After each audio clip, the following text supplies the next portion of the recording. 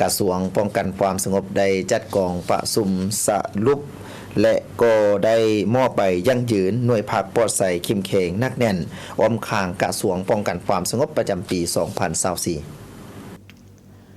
กองประชุมสรุปการก่อสร้างหน่วยภาคปลอดภัยเข้มแข็งนักแน่นประจำปี 2024 และทิศทางแผนการปี 2025 พร้อมทั้งมอบใบยั่งยืนหน่วยภาคปลอดภัยเข้มแข็งนักแน่นอ้อมข้างกระทรวงป้องกันความสงบประจำปี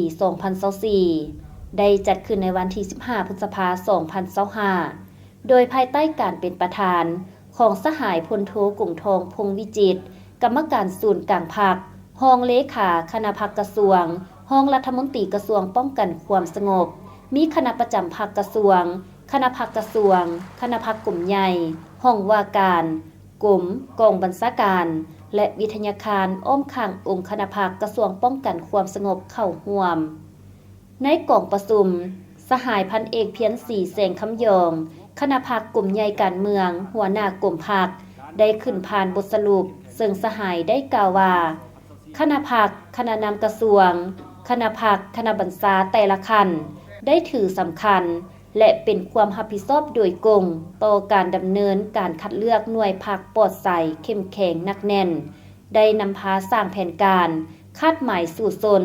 และกำหนดข้อแข่งขันกันในแต่ละปี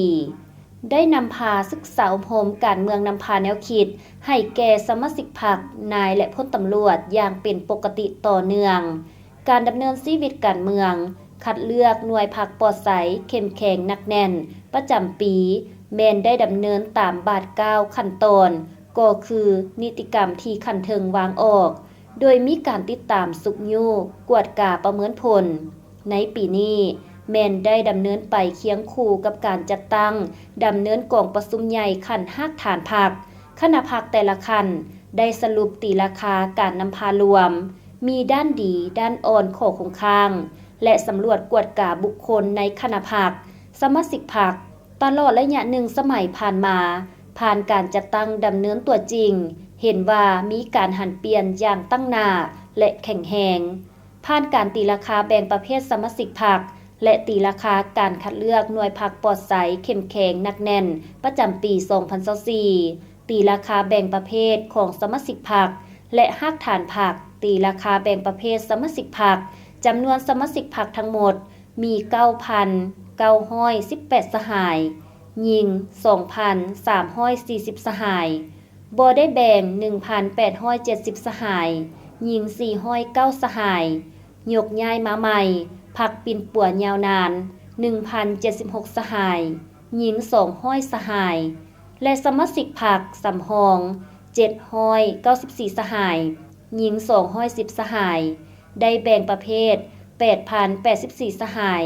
หญิง 1,895 สหายสมาชิกพรรคแข่ง 7,818 สหายหญิง 1,850 สหายกวม 97.14 ส่วนห้อยสมาชิกพรรคกลาง 188 สหายหญิง 39 สหายกวม 2.33 ส่วนห้อยได้ตีราคาประเภทหากฐานพรรคทั่วองค์คณะพรรคกระทรวงป้องกันความสงบมี 14 องค์คณะพรรค3 คณะพรรคหากฐานขึ้นกับมีหากฐานพรรครวมทั้งหมด 373 หากฐานในนั้นมีคณะพรรคหากฐาน27หากฐานหน่วยพรรคหากฐาน187หากฐานหน่วยพรรคขึ้นกับคณะพรรคหากฐาน159หน่วยได้แบ่งประเภท287หน่วยบ่ได้แบ่งประเภท59หน่วยสร้างใหม่ผลการตีราคาแบ่งประเภทหน่วยพรรคคือหน่วยพรรคปลอดภัยเข้มแข็งหนักแน่นประจำปี 2024 มี217หน่วยกวม 75.6 ส่วนห้อยเทียบใส่ปี 2023 เพิ่มขึ้น5หน่วยเท่ากับ 2.35 ส่วนห้อยหน่วยพรรคกลาง70หน่วย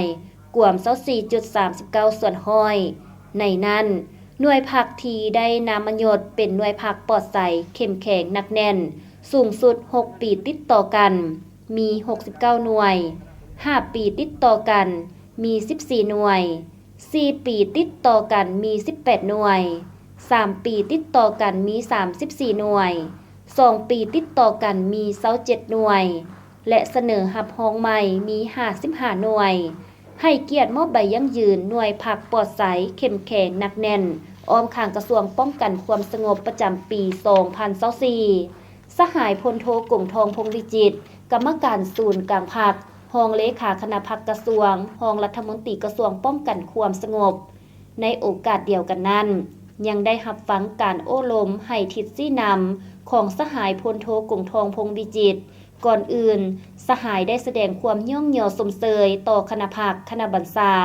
กรมกองอ้อมข้างกระทรวงป้องกันความสงบและบรรดาสหายสมาชิกพรรคนายและพลตำรวจซึ่งย้ำใดก็สุ่มใส่จัดตั้งปฏิบัติหน้าที่การเมืองของตน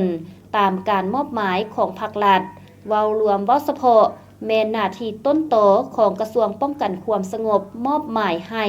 อย่างมีผลสำเร็จหลายด้านพร้อมทั้งเน้นหนักบางปัญหาให้สืบโตเอาใจใส่เวียกงานการเมืองนำพาแนวคิดเป็นกกหู้หมุนไส้หลายรูปหลายวิธีการเพื่อศึกษาอบรมแนวคิดให้สมาชิกนายและพลตำรวจเป็นปกติเพิ่มทวีการนำพาของพรรคให้เข้มแข็งขึ้นกว่าเก่าโดยคณะพรรคต้องเป็นหลักแรงนำพาอยากเฮ็ดได้คือแนวนั้นคณะพรรคแต่ละคันต้องมีความสามัคคีเป็นเอกภาพอย่างนักแน่นในการเคลื่อนไหวนำพาซี่นำปฏิบัติหลักการรวมศูนย์ประชาธิปไตยอย่างเข้มงวดคณะพรรคต้องเป็นแบบอย่างนำหน้าพาทางให้แก่สมาชิกพรรคและมหาชนอย่างแท้จริง